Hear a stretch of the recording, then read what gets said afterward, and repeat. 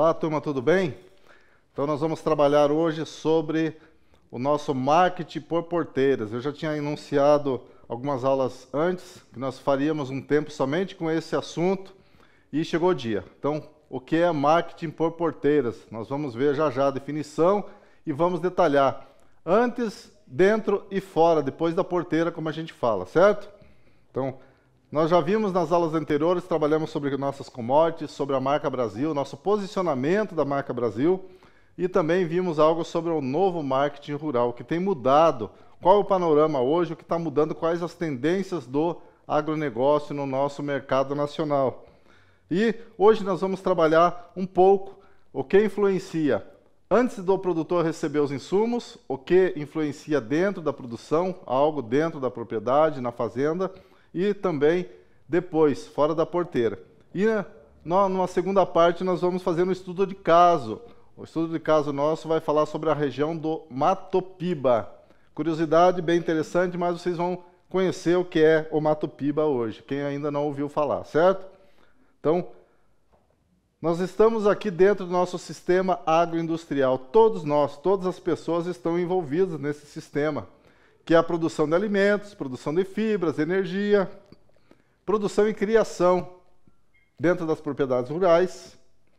E aí eu pergunto para vocês, qual agente de todos aqueles que a gente já conhece que pratica marketing, certo? Que nós poderíamos falar sobre isso? Qual agente pratica o marketing? É antes, dentro ou depois da porteira? Vocês teriam alguma coisa para falar para nós? Quem gostaria de opinar? Quem pratica marketing? Eu circulei aqui no nosso sistema agroindustrial, na nossa cadeia produtiva, onde está a porteira. A porteira, nós temos ela tida como a porteira da fazenda. Então, antes dos insumos entrarem na fazenda para iniciar a produção ou para iniciar a criação, nós temos uma porteira fechada. Nós abrimos a porteira, deixamos os insumos entrar, deixamos a tecnologia entrar, deixamos o serviço entrar, e lá dentro é produzido tudo, é criado os animais, e então lá dentro da porteira está a criação, a produção. Depois, nós saímos novamente para fora da porteira para a venda, para a distribuição de tudo. Então, a porteira é como se a gente imaginasse a porteira da fazenda, correto? E aí, pessoal, vocês teriam como opinar para nós? Alguém gostaria de participar? Valendo um ponto aqui na média. Quem gostaria de falar algo sobre a porteira? Qual agente produz mais marketing? Antes, dentro ou depois da porteira? Sabendo que antes da porteira estão os fornecedores de insumos e serviços. Dentro da porteira nós temos o nosso sistema de produção todo.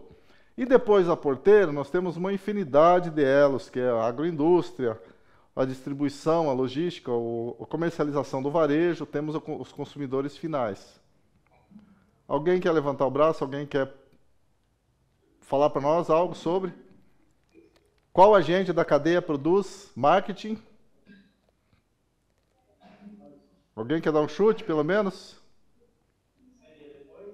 Depois da porteira, exatamente. Olha, na verdade, todos os elos fazem o marketing. Todos os elos produzem o marketing. Mas depois da porteira, a intensidade é muito maior, muito grande. Por quê?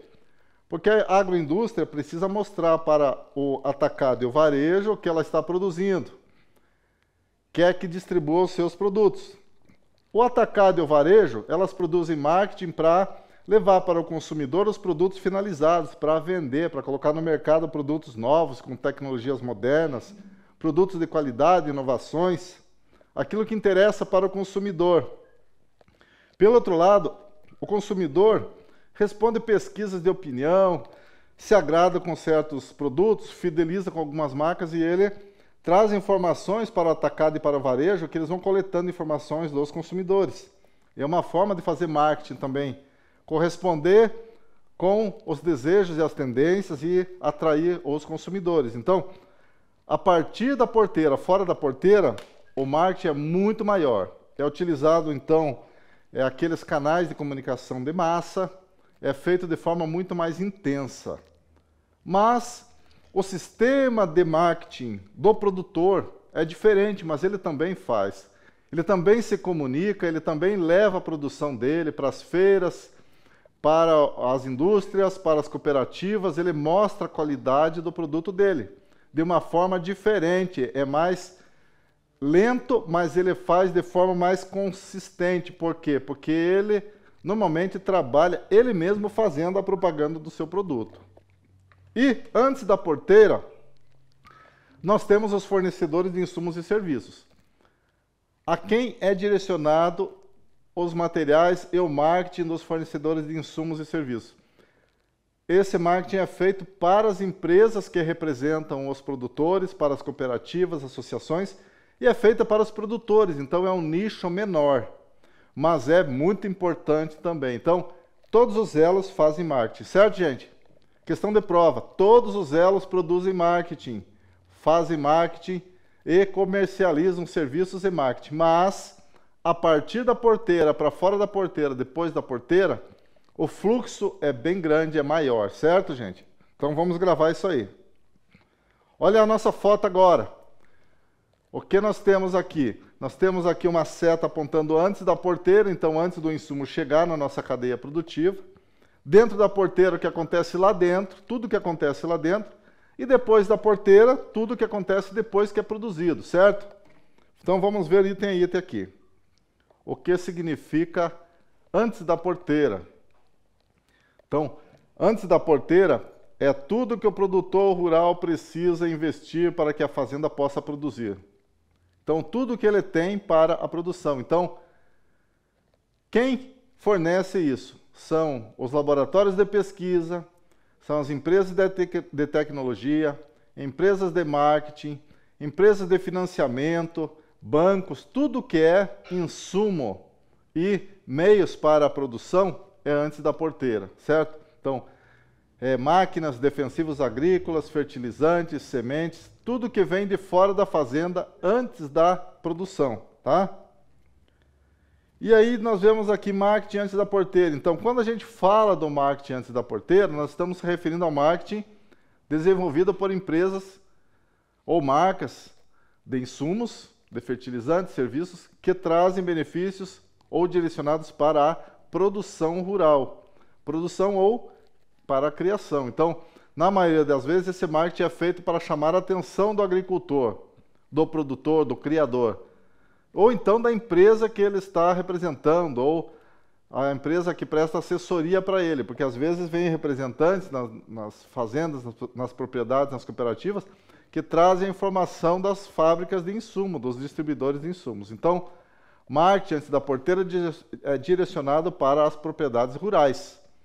É direcionado para as empresas que trabalham assessorando o produtor ou o criador, tá certo? Eu trouxe aqui para vocês, gente, olha aqui a lista. Uma infinidade. Essa lista aqui está disponível lá no Class, no slide. Eu queria que vocês copiassem, gravassem em casa, baixassem esse arquivo, porque de uma maneira ou de outra, daqui a algum tempo, quem vai continuar na área ou quem vai estudar mais profundamente agronegócio ou qualquer profissão que esteja próxima dessa área, vocês vão precisar. Então, só antes da porteira, eu consegui relacionar aqui dezenas de materiais, dezenas de serviços, dezenas de atividades que estão relacionadas com antes da porteira, tá? Comecei com insumos, máquinas, implementos, e daí fui para a parte de medicamentos, antibióticos, vacinas. Aqui tem vendas de um monte de coisas, para fazer correção de solo, para fazer produção e criação, melhoria, órgãos públicos, universidades, extensão rural, tudo que está envolvido também. Segurança animal, segurança alimentar, as comunicações, a infraestrutura para chegar até lá, esse material, esses produtos, essas máquinas, e treinamentos, uma série de coisas. Então, tudo que acontece antes da produção, até chegar o momento de produzir, está antes da porteira. Eu não vou citar tudo aqui, mas já já nós vamos fazer uma dinâmica, vocês vão precisar pensar um pouco também, em conjunto aí. Então, nós passamos logo para dentro da porteira. Agora nós vamos criar e vamos produzir, tá? O que significa dentro da porteira? Já falei para vocês, todas as atividades relacionadas à produção e à criação. Tudo que acontece dentro da propriedade. Então, o plantio, o manejo, a colheita, a mão de obra, a manutenção de máquinas, tudo vai acontecer dentro da porteira. A máquina que veio de fora está sendo usada, vai precisar de mão de obra, de serviço, de operador, tudo lá dentro. Treinamento dos operadores, tudo vai acontecer dentro da porteira. Então, ou seja, tudo que acontece dentro da fazenda, certo? E o que é o marketing dentro da porteira? Ele está focado mais na produção que a pecuária e a agricultura oferecem para os clientes. Os clientes podem ser indústrias, podem ser consumidores finais, ou podem ser comerciantes externos e internacionais, todos que têm acesso aos produtos in natura, tá? Então, eles vão receber a produção para consumir, ou para industrializar, ou para revender. O marketing vai funcionar dessa forma. E aqui eu também fiz uma relação para vocês, tá? Essa relação vai envolver coisas diferentes do antes da porteira. Algumas são semelhantes, mas a intensidade e o nível de acesso de materiais, de uso, de formas de usar, são diferentes. Agora o produtor vai ter que pensar em outras coisas, condições climáticas, ciclo vegetativo das plantas, vai precisar também cuidar do custo da produção, o que ele vai fazer para aumentar a produção, para aumentar o lucro dele, quando que é época de plantio, quando não é, onde que ele vai buscar incentivos, melhorar a produção, melhorar a criação. Então, ele vai controlar a taxa de germinação, a taxa de natalidade da criação dele, como que ele vai fazer investimentos. Então, tudo isso tem que se preocupar dentro da porteira. Isso aí também é importante para vocês, tá bem? Então, para a gente ilustrar tudo isso, a gente não pode trabalhar com a fazenda, serviços, atividades antes, dentro e depois, sem conhecer bem a fundo o que seriam as plantas. Vamos trabalhar hoje com um vídeo sobre plantas. Plantas que são as culturas anuais, culturas perenes e olerícolas. Vocês já ouviram falar em culturas anuais, perenes e olerícolas? Já estudaram isso? Hein, gente? Fizeram algum estudo mais aprofundado sobre esse assunto já? Não? Vamos ver um vídeo rapidamente, só para vocês gravar um pouco mais sobre esse assunto, só para vocês definirem. Então, quando vocês estiverem discutindo um empréstimo no banco, um financiamento, ou então quando vocês forem fazer um contrato, vocês estão trabalhando numa certa empresa, ou vocês já são talvez algum médico, uma médica, dentista, está trabalhando na cidade, recebe um produtor que começa a falar, não, porque eu trabalho com olerícolas, mas o que seria isso? A minha cultura é perene. Então você entra na conversa, você já sabe o que é, facilita vocês discutir o assunto. Então, é muito importante, o técnico do agronegócio precisa definir e diferenciar esses três termos que a gente vai usar durante a nossa vida. Não é só quem vai trabalhar na lavoura ou na criação, mas quem se comunica com pessoas que trabalham no ramo precisa saber, precisa conhecer. Vocês, como técnicos, é muito importante vocês terem esse conhecimento. Então, vamos assistir o vídeo e vamos depois fazer um breve debate sobre esse vídeo aí. Vamos lá, preste atenção. Olá, pessoal, eu sou Mariana Pittini e esta é a AgroSchool. No vídeo de hoje, eu quero conversar com vocês sobre algo que todos que trabalham com agro deveriam conhecer. A agricultura, que está inserida no agronegócio, ela é composta por diferentes culturas, onde cada uma delas possui a sua particularidade de ciclo de desenvolvimento, de precificação e forma de gerir os resultados do negócio. Então, soja, milho, café, cana, hortaliças, cada uma destas culturas possui características que quem trabalha no setor, seja na produção, antes ou depois da porteira, deveria conhecer muito bem. Isso ajuda a entender melhor o ciclo de desenvolvimento das atividades agrícolas e o que isso gera de implicação para os negócios no agro, principalmente quando falamos sobre gestão de riscos e rentabilidade. Então, vamos dar uma visão geral sobre culturas anuais, perenes e olerícolas.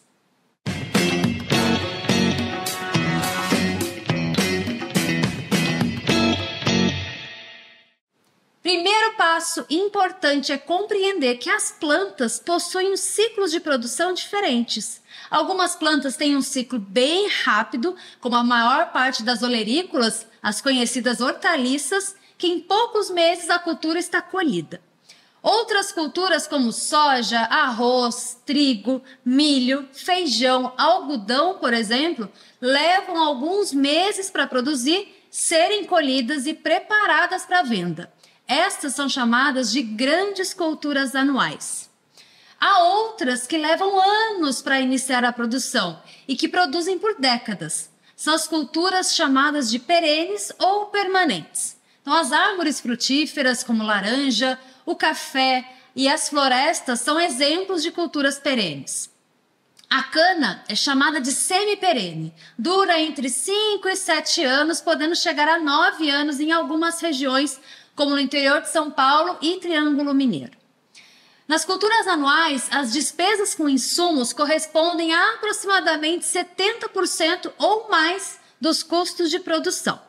Já nas culturas perenes, essa proporção tende a ser menor, aproximadamente 60%. Os fertilizantes químicos tendem a ser o grande componente de custos entre os insumos. Por isso, tem crescido o uso de adubação em taxa variável, na qual a máquina, com toda a sua tecnologia embarcada, coloca mais fertilizante onde a fertilidade é mais baixa e economiza fertilizante onde a fertilidade do solo é maior. Nas culturas anuais, usam plantio direto, no qual a lavoura ela é semeada diretamente sobre a palhada da lavoura anterior, que depois da colheita é deixada para cobrir o solo.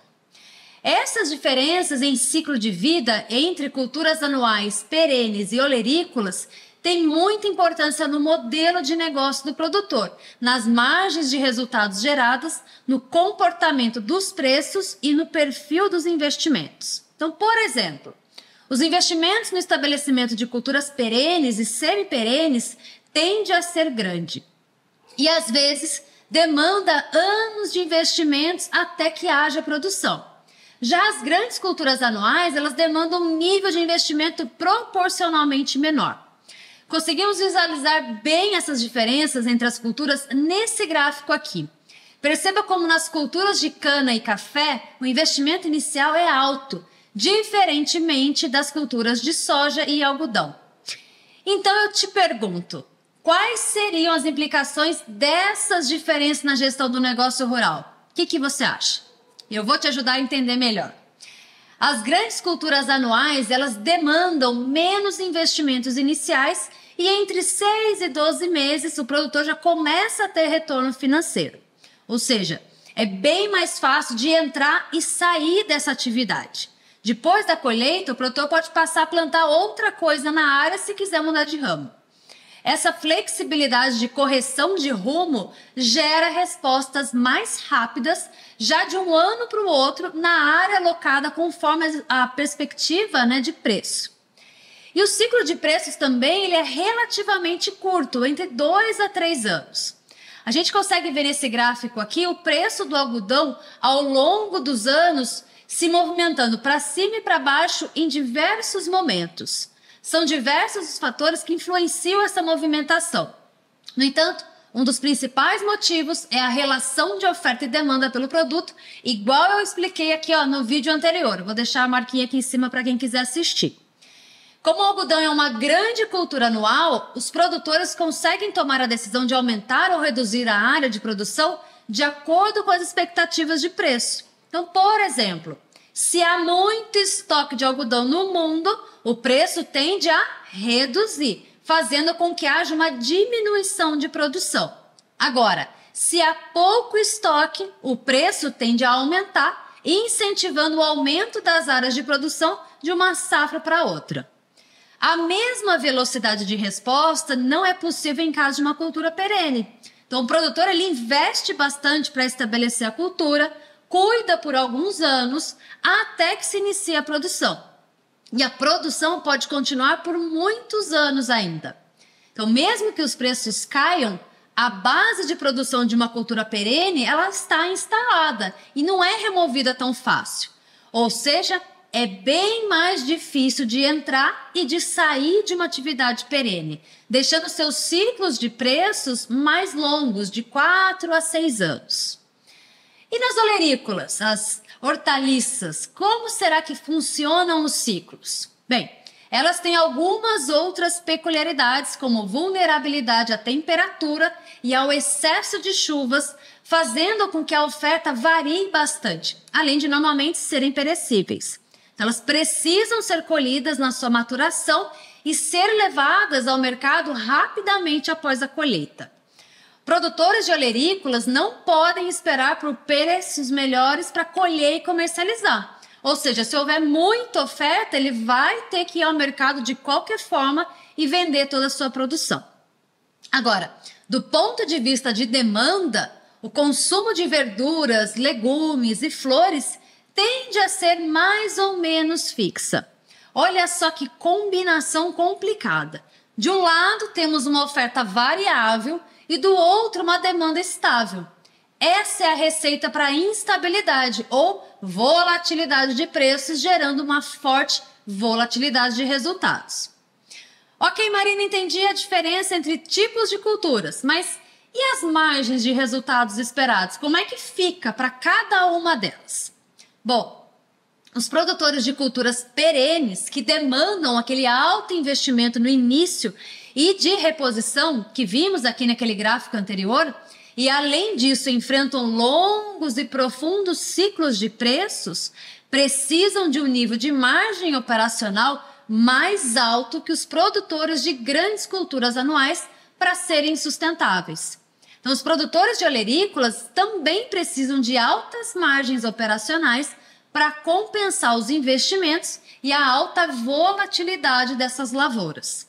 Portanto, os resultados médios por hectare tendem a ser menores para as culturas anuais, maiores para perenes e olerícolas. Veja o resultado medido como margem operacional, o famoso EBITDA, como varia com cada tipo de cultura. E diante da volatilidade de preços, como é que os produtores podem gerir seus riscos de mercado para diminuir a volatilidade de resultados do seu negócio? Está aí uma diferença importante entre atividades agrícolas. Para algumas atividades, os produtores contam com bolsas de mercadorias, contratos e outras formas de fixar os preços futuros e dar mais segurança aos seus resultados. Um bom exemplo de gestão de riscos, que é possível de ser feito nas grandes commodities como soja, milho, algodão e café. Todas essas têm seus preços cotados em bolsas de mercadorias e preços futuros, e isso acaba permitindo um planejamento de resultados antes mesmo de começar o plantio de uma nova safra.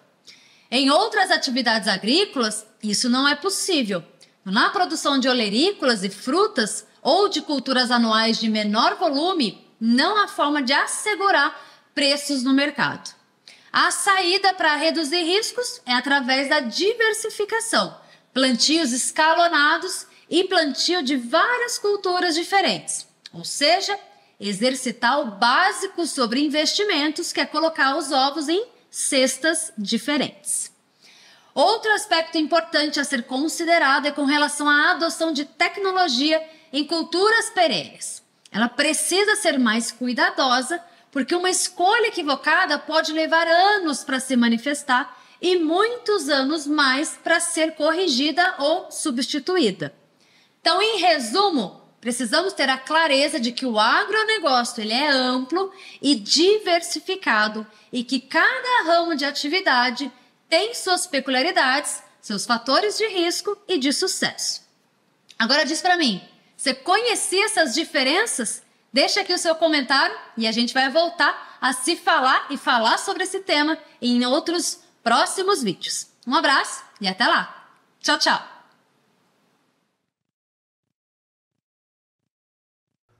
Certo, gente? A gente viu esse vídeo aqui. Eu creio que alguém deve ter guardado alguma informação. De qualquer forma, eu vou deixar o vídeo lá no Class também. Se alguém quiser a cópia do vídeo no WhatsApp, manda mensagem, eu envio uma cópia para vocês. Então, assim, muito rico em informações, cheio de termos e conceitos que a gente já viu nas aulas, tá? Então, é muito importante vocês relembrar e aprofundar o conhecimento cada vez mais. Agora a gente só vai ver a parte depois da porteira, depois a gente vai partir para o nosso trabalho. Então, depois da porteira, a gente já viu agora muita coisa de produção, a parte dos tipos de produção, dos tipos de cultura, e depois da porteira, o que significa? Todas as atividades necessárias para a comercialização da produção, comercialização do produto final, certo? Industrialização, armazenagem, distribuição. E aí entra o marketing fora da porteira. Como nós já comentamos, o colega já falou, foi muito bem na resposta. Depois da porteira, o nosso marketing é muito mais intenso, então ele é voltado para o produto já industrializado, já transformado, certo? Então, tem valor agregado e as empresas trabalham muito mais tentando conquistar os nossos clientes, tentando fidelizar os consumidores, certo? Então, as empresas fazem essa divulgação de forma ampliada, utilizam então as mídias de massa, vários tipos de procedimentos para conquistar os nossos clientes. Então, e hoje, atualmente, nós temos a necessidade de trabalhar e intensificar a ideia da sustentabilidade. A consciência ecológica, desde a produção até o retorno, até o ciclo reverso, até a logística reversa de embalagens, de produtos, de reaproveitamento. Então, nós precisamos atualmente poupar ou economizar os nossos meios de produção, os materiais que são utilizados. Produzir ecologicamente, com consciência, tá? Então a consciência ecológica dos produtores e dos consumidores está muito em alta. Então é uma tendência, nós vamos tratar isso na próxima aula. Vai ser o último assunto do ano, a sustentabilidade. Então nós temos que tirar essa ideia do agro, que o agro é uma atividade prejudicial ao planeta. Nem tanto. Nós precisamos transmitir essa consciência da maioria dos produtores que a produção do agronegócio ela é benéfica para todos, principalmente na nossa alimentação, certo? Então, tenho aqui também uma listagem para vocês verem depois, tudo que pode envolver fora, e existem ainda muito mais atividades, muito mais situações. Então, elas têm áreas de abrangência diferentes, antes, dentro e fora da porteira. Então, são ideias diferentes, são ações diferentes, são atividades diferentes, são materiais diferentes, tendências diferentes, desejos e necessidades diferentes. Então, nesses 3 níveis de marketing, nós temos inúmeras atividades diferentes uma das outras, certo? Por isso, nós precisamos ter uma negociação para trabalhar a nossa comercialização. A negociação, gente, ela vai influenciar muito na hora de comercializar. Nós precisamos tratar de forma equilibrada. Quem está comprando, quem está vendendo, precisa discutir de uma forma que os dois saiam ganhando. A hora da negociação não é tentar passar a perna no outro, como a gente costuma falar. A negociação ela tem que ter vantagem para os dois lados para que a negociação seja bem feita, tá? Então, nós temos que estar ligados ao processo para poder obter lucros. Então, o produtor e o comprador precisam estar atentos. Então, a negociação, ambas as partes devem sair ganhando. Então, nós precisamos ter habilidades na hora de negociar. Eu trouxe aqui alguns fatores que nós precisamos verificar na hora de comercializar. Então, quando vocês forem fazer uma compra, trocar o celular de vocês, comprar um calçado, procurem negociar com as lojas. Tudo isso vai trazer lucro para vocês, vai trazer vantagem. Perguntas sobre as qualidades, sobre as características, tá? Então, tudo isso vai influenciar preço, prazo de entrega, condições de pagamento, fatores pós-venda, se tem garantia do produto, isso é importante vocês saberem. Principalmente se o produto é de longa duração. Então, condições de reajuste de preços ofertados para vocês vender a produção a longo prazo, isso aí influencia bastante. Se forem fazer contrato, vocês precisam colocar garantia para os dois lados, garantia para quem vende, para quem compra. Vocês vão assinar contrato, vocês têm que ter garantias, assim como os direitos e obrigações. Então, as garantias são muito importantes. Então, custo de transporte para quem vai comprar, para quem vai vender. Quem compra pela internet precisa verificar também o transporte na hora de comprar. Isso aí é muito importante para vocês. Tudo bem?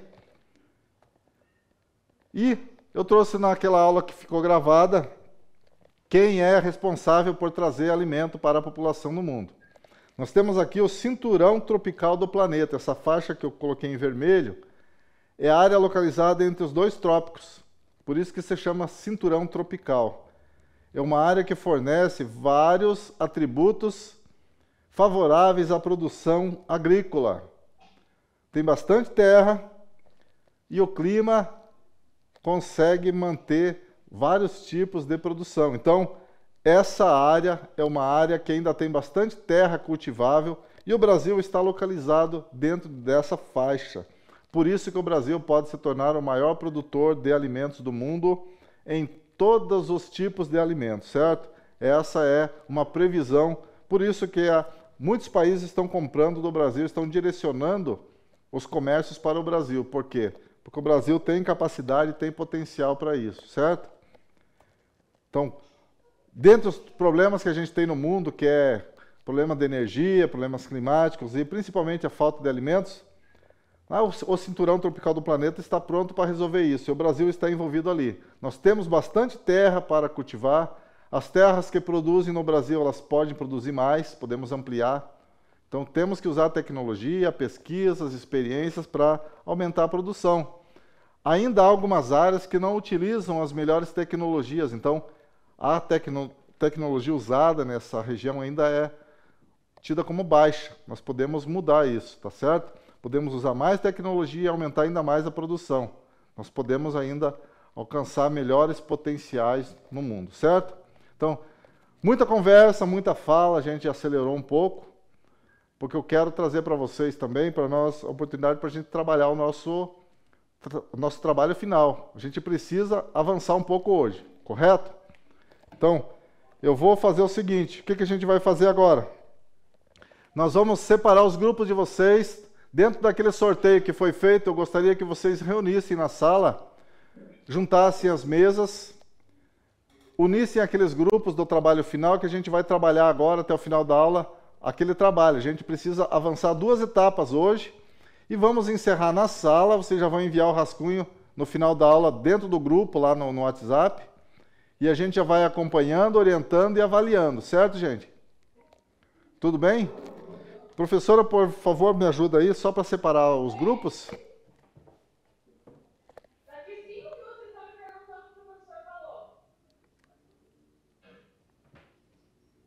Vamos lá, gente? Eu preciso que vocês juntem as mesas e formem os grupos, aqueles grupos de trabalho. Vocês já sabem quem são os componentes de cada grupo, certo? Então, eu vou, assim que vocês montarem os grupos, separarem as mesas, eu vou dar o passo a passo, a gente vai fazer etapa por etapa, aí facilita o trabalho de cada grupo, certo?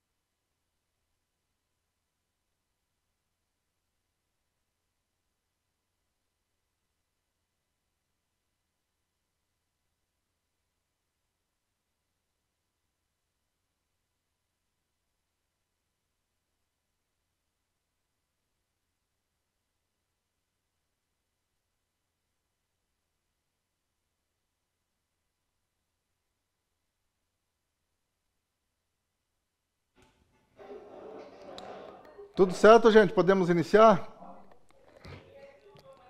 Tudo pronto, professora?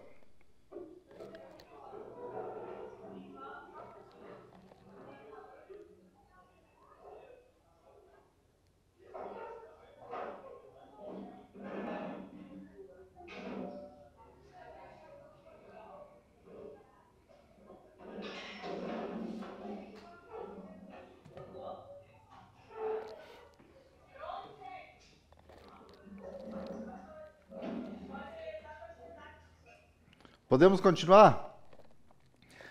Então, pessoal, teve um grupo que já mandou o trabalho, só que é o seguinte, nós vamos ampliar o trabalho porque foi enviado apenas um produto. Então, eu vou explicar aqui as considerações iniciais. O grupo que trabalha com legislação, depois eu passo diretamente as informações sobre a legislação. Já orientei algo no grupo individual. Então, o que nós vamos fazer aqui? Nós conversamos nas aulas anteriores, aquele momento que foi feita uma pesquisa sobre consumo de hortaliças lá no Mentimeter, aquela plataforma. Vocês viram que a maioria da população aí da região produz seus próprios alimentos, as próprias hortaliças. Então não depende de comprar no mercado. Só que quando você vai a um supermercado, uma rede de distribuição tipo Ceasa, você tem uma variedade muito maior de produtos, certo? Então, nós precisamos trabalhar com criação de mercados, criação de canais de comercialização. E dentro das hortaliças e frutas, nós vimos que está praticamente bem fornecido esses produtos dentro da população da região, dentro da cidade de vocês. Só que nós temos também órgãos públicos que precisam comprar esses tipos de produtos, principalmente alimentos, correto? Então, eu queria saber de vocês qual grupo está com dúvida do trabalho. Levanta o braço, por favor.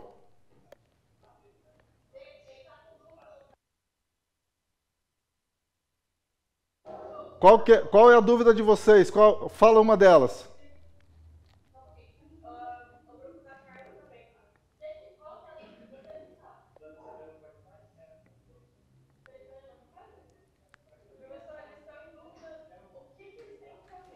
Certo. Então, eu coloquei lá no Class a proposta completa, tá? Os slides certinho. E eu mostrei lá que são várias etapas. E mostrei também, coloquei também um modelo de slide. Então, cada slide daquele seria uma etapa do trabalho. Não precisa usar aquele slide para fazer exatamente igual. Mas o que nós vamos fazer hoje? Então, nós já separamos os grupos, era uma das etapas. Hoje, o que eu queria de vocês?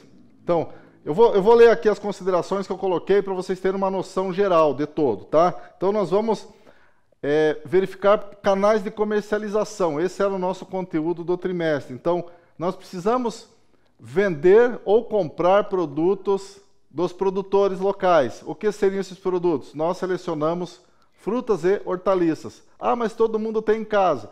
Mas nós podemos vender se estiver sobrando. Para quem que nós vamos vender? O vizinho já tem. Nós vamos vender para órgãos públicos. Nós vimos que temos uma demanda grande. Várias pessoas precisam comprar. Então, nós temos algumas situações aqui.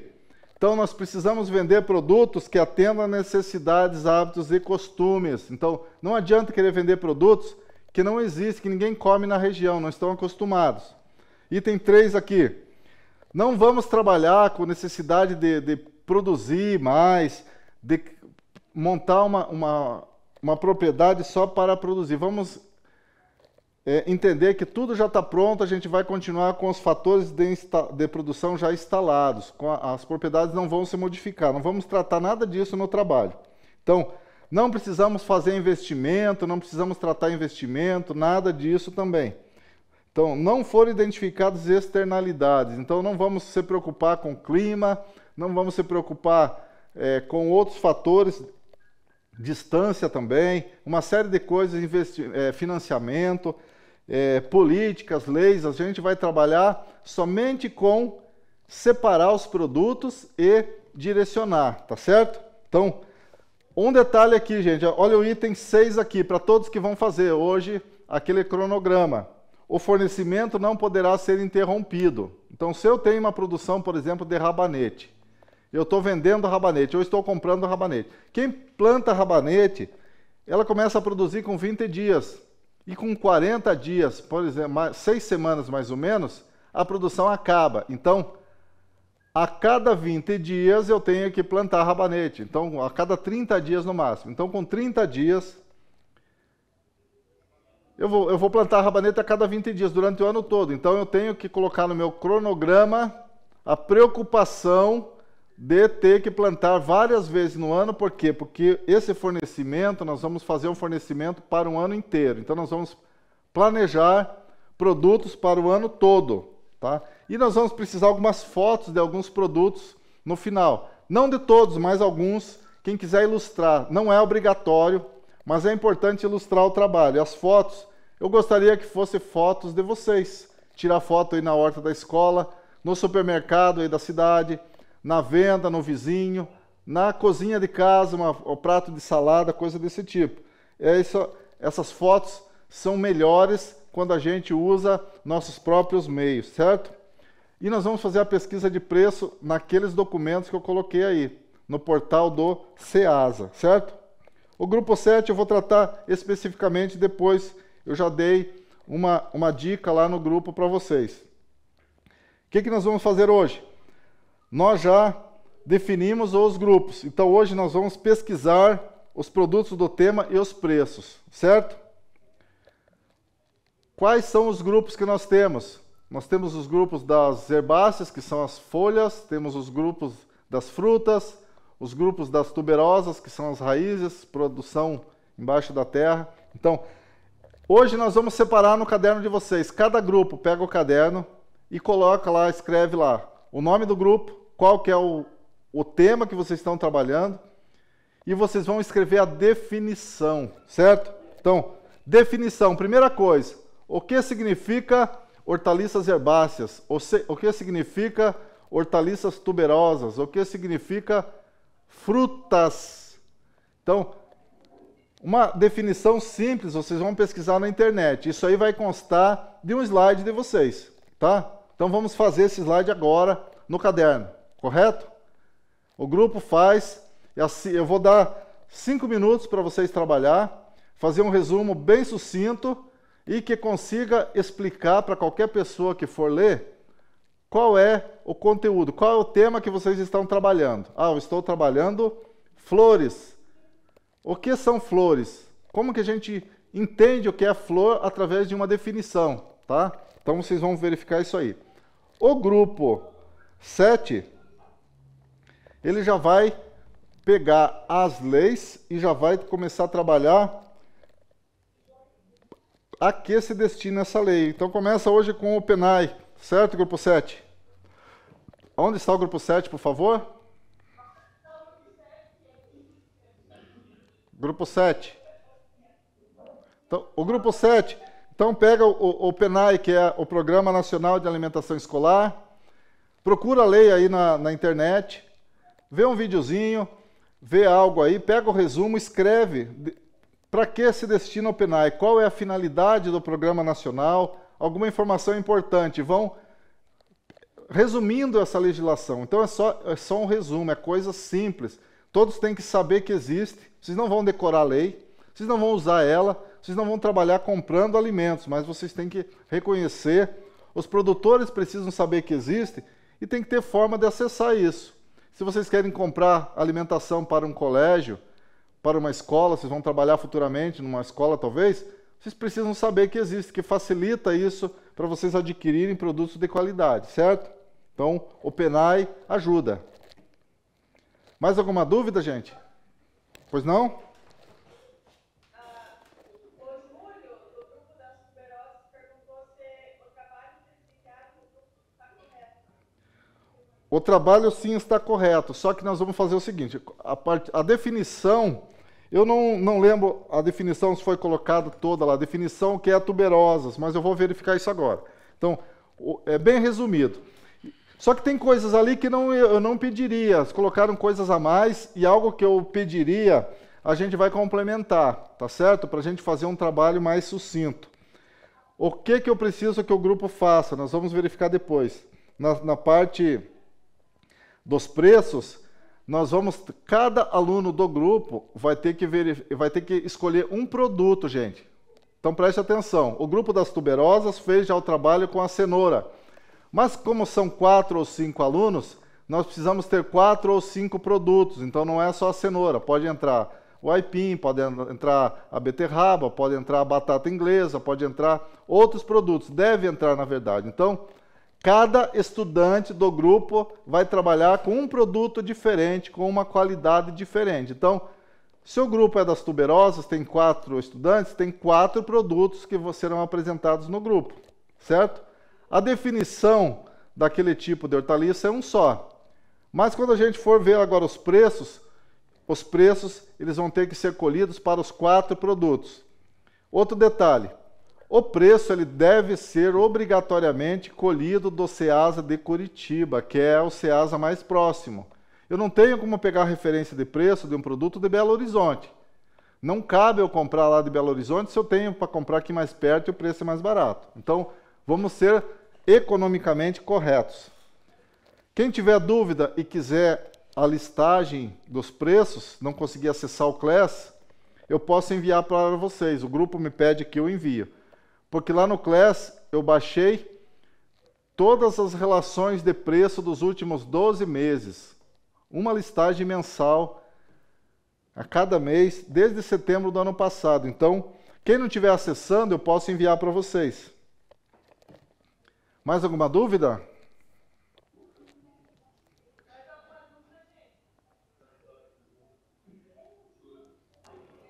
Então, vou dar mais um tempinho para vocês trabalhar agora. Vocês vão concluir a definição e deixar no resumo. Depois, vocês vão passar para aquela pessoa que vai fazer o slide e ela já vai colocar no slide. Pode até mandar cópia já para eu verificar como que está. E eu já vou pontuando para vocês que cada etapa vai ter um ponto, 2 pontos, 3 pontos, de acordo com o nosso andamento, certo?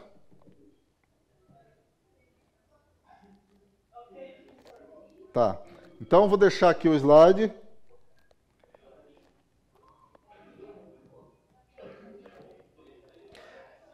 Quem já terminou, gente? Quem já terminou a definição? Então, entrem lá na lista dos preços, ou pode ir até no site do Ceasa. Eu quero que vocês façam a média de preços do ano. Por quê? Porque a gente for fazer um preço... Nós vamos comprar, nós precisamos saber a flutuação de preço do ano. Como que eu vou fazer isso? Eu fiz uma planilha, está lá no Class. Está lá o slide. Eu vou deixar isso aqui na tela para vocês. Vamos até ampliar aqui um pouquinho. Podemos ampliar aqui para vocês. Olha, vocês vão colocar qual o produto que vocês estão trabalhando.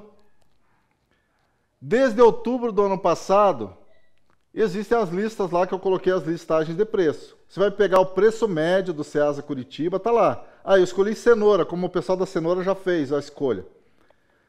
Coloca ali cenoura. Qual que era o preço médio da cenoura em Curitiba do ano passado, outubro do ano passado? Entra na listagem de outubro de 2023, olha lá o preço médio da cenoura e coloca no caderno. Depois, novembro, entra lá e vê o preço de novembro.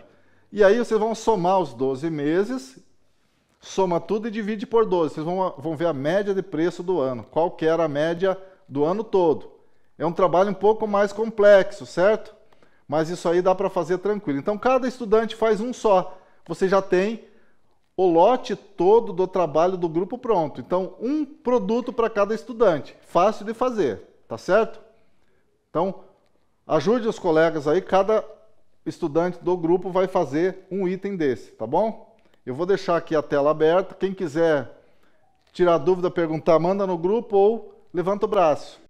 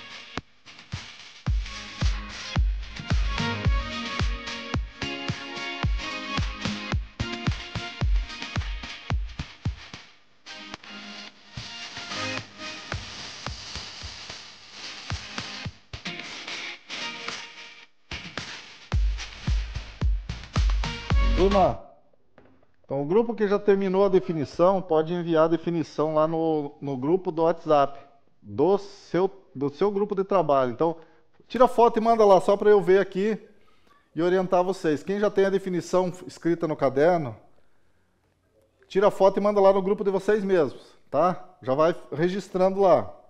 Outra pergunta agora, vocês já iniciaram a fazer a tomada de preço dos produtos? Quem tem dúvida, quem gostaria de uma explicação melhor, querem que eu mostre a planilha? Tá. Algum dos grupos aí levanta o braço e diz um produto que vocês vão usar aí para eu fazer como exemplo. Levanta o braço, por favor.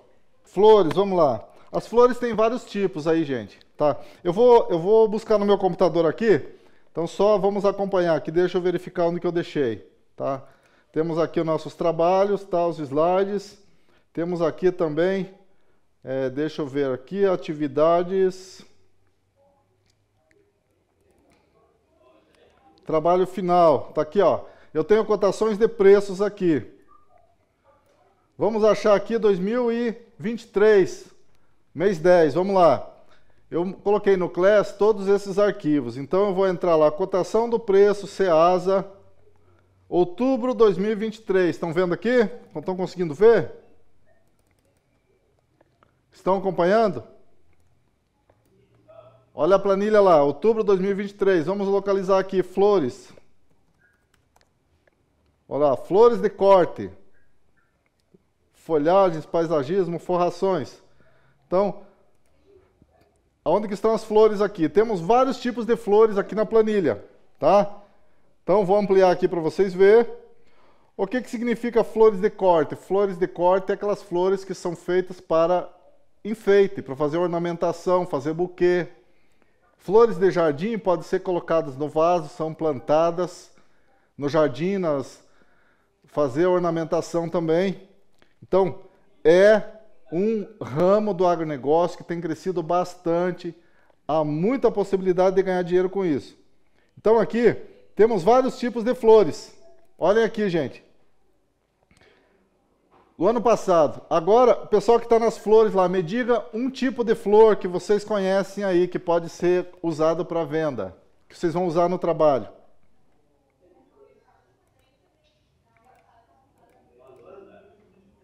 Lavanda. Lavanda. Olha aqui, gente. Vamos ver aqui. Para nossa... Vamos ver se a gente acha aqui.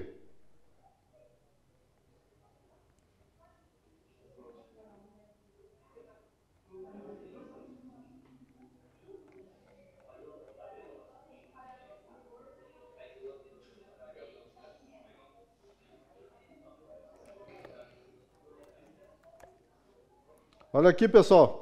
Então nós conseguimos achar aqui já uma dificuldade. A lavanda... Ela é muito comercializada, muito produzida aqui no Paraná, mas nós não temos aqui no Ceasa uma tabela de preços. Então, esse preço vocês podem buscar no comércio aí, então buscar algum comércio próximo e pegar a média de preço que está sendo vendido, tá certo? Vamos ver se a gente consegue tirar aqui dessa tabela algum produto, algum outro tipo de flor. Diz outro nome aí que a gente consegue, vamos ver se a gente consegue encontrar aqui, por favor.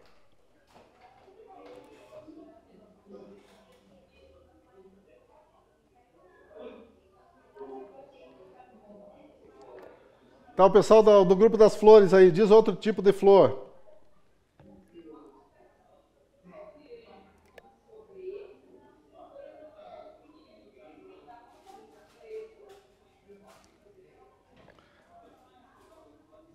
O grupo das flores aí, aonde estão, por favor? Não estou vendo ninguém aqui, estão meio escondidos aí. Diz outra qualidade de flor aí, por favor. Rosa, rosa. Tem aqui roseira aqui, ó, paisagismo. Tá vendo aqui? Olha aqui, ó, roseira. Então a roseira aqui no Ceasa, eles vendem caixa com 10 unidades, estão vendo? Então 10 unidades de rosa é vendido é uma caixa com 10 unidades. Então o preço médio deles aqui R$ 65. E ela é a origem de São Paulo, ela não é produzida no Paraná. Ela vem de São Paulo, é vendida aqui no Paraná. Uma caixa com 10 unidades, R$ 65. Esse é o preço do ano passado. Então, se a gente for comprar, por exemplo, tem gente que compra um buquê de rosas para dar de presente.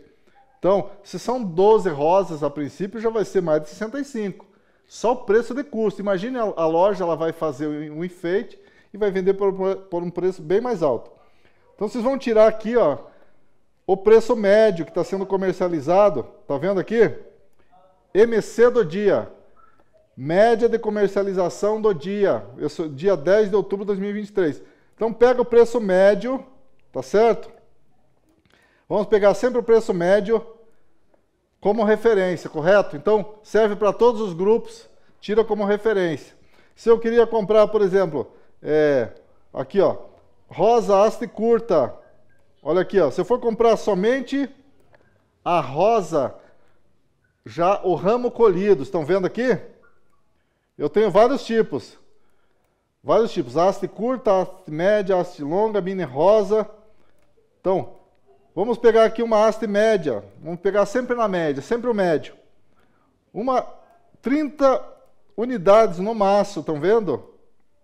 Está sendo vendido por R$ 60. Então, eu consigo comprar uma flor de rosa por R$ 2. Esse é o preço médio.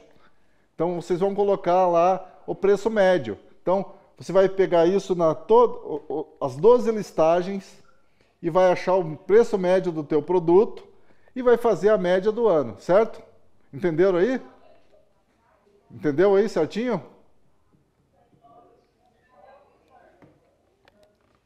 Mais alguém quer tirar alguma dúvida sobre o preço?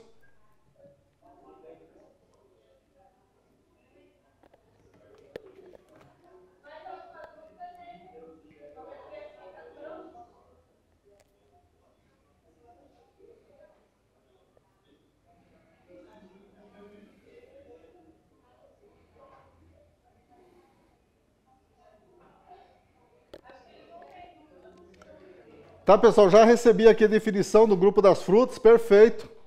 Então, o grupo das frutas, levanta o braço. Frutas, onde estão as frutas?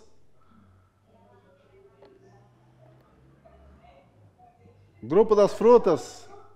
Frutas, tá? Parabéns para vocês, já enviaram aqui, certo? Então, é isso mesmo, a definição está perfeita. Agora, o que vocês vão fazer?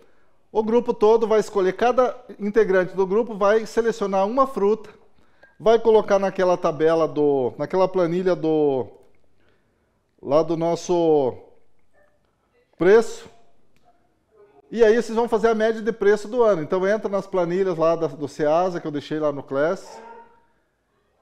Então cada estudante faz tá pronto o trabalho. Essa mais uma etapa, a segunda etapa aí é a parte dos preços, certo, gente? Então, tem que trabalhar um pouquinho. O material já está todo lá.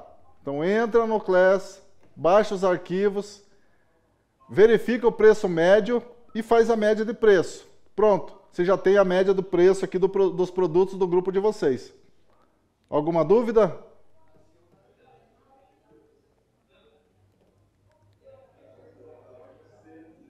Então vocês já façam esses itens, já preparem o preço médio para a próxima aula, tá, gente?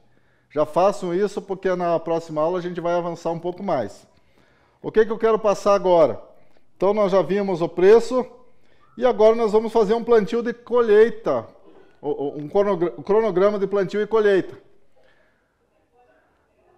Cada estudante, por exemplo, as frutas, vocês já têm ideia quais frutas vocês vão usar?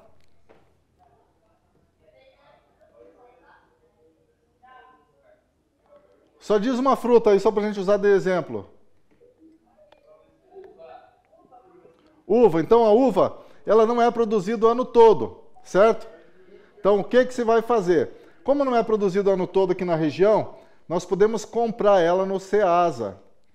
No Ceasa, nós temos o preço médio do ano todo. E ela vem de outras regiões do Brasil. Então, o Ceasa é importante nesse sentido, porque ele consegue abastecer o ano todo os produtos. Eu consigo vender, por exemplo, para o hospital público, consigo vender uva o ano inteiro. Então o hospital ele não vai lá em Curitiba pegar no Ceasa a fruta, mas se a gente tiver uma empresa que faça a distribuição, eu consigo comprar e vender aqui na cidade. Então, eu consigo, em apenas uma viagem semanal, abastecer todos os hospitais públicos da cidade. Então, é uma oportunidade, é um canal de mercado. Eu quero que vocês reconheçam isso. Então, o cronograma, como que vai funcionar? Vocês vão colocar, vão escrever aqui, produto 1, uva. Então, como que eu vou fazer a distribuição no mês de janeiro, fevereiro, março, abril? Só vão escrever ali. Vocês não produzem, não tem? Vão comprar. Então, aquisição no centro de distribuição de alimentos, Ceasa. Da onde? De Curitiba, São Paulo, Brasília, Belo Horizonte? Vai ser o mais próximo, é claro. Porque aí facilita a compra, o preço vai ser menor. Então, o cronograma de plantio e colheita pode também ser um cronograma de aquisição e venda, correto? Alguém tem dúvida quanto a esse cronograma, que é uma próxima etapa?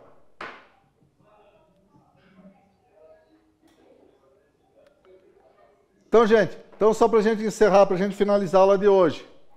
Então, esses dois itens, escolha dos preços, seleção dos preços e o canal de comercialização, de compra e venda, ou plantio e colheita, vocês precisam fazer para a próxima aula. Então, cada integrante do grupo prepara um item, faz o preço e faz a forma que vai ser entregue, que vai ser plantado e colhido, ou então que vai ser distribuído, certo? Alguém tem dúvida? Tudo certo?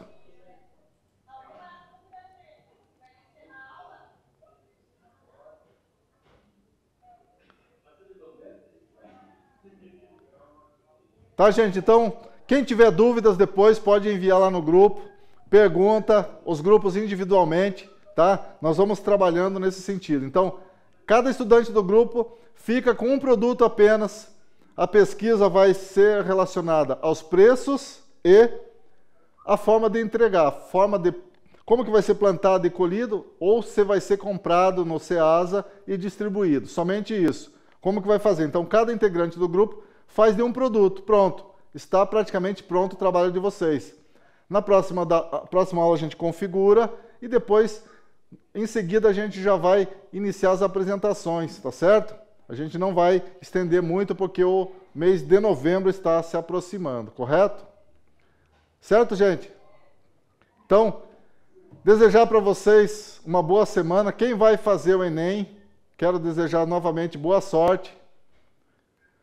Eu quero que vocês obtenham sucesso, façam com calma, descansem bastante e espero que caia alguma questão que a gente trabalhou esse ano, de algum assunto para vocês dominarem e acertar as questões, tá bom? Na semana que vem a gente volta, vamos encerrar o conteúdo do terceiro trimestre semana que vem, andar um pouquinho mais no nosso trabalho e depois a gente já vem para o final do ano, tá bom? Boa semana, fique com Deus e até a próxima aula. Tchau, tchau. Até mais, Larissa. Muito obrigado pelo apoio. Semana que vem a gente retorna com eles, tá certo? Até mais, tchau.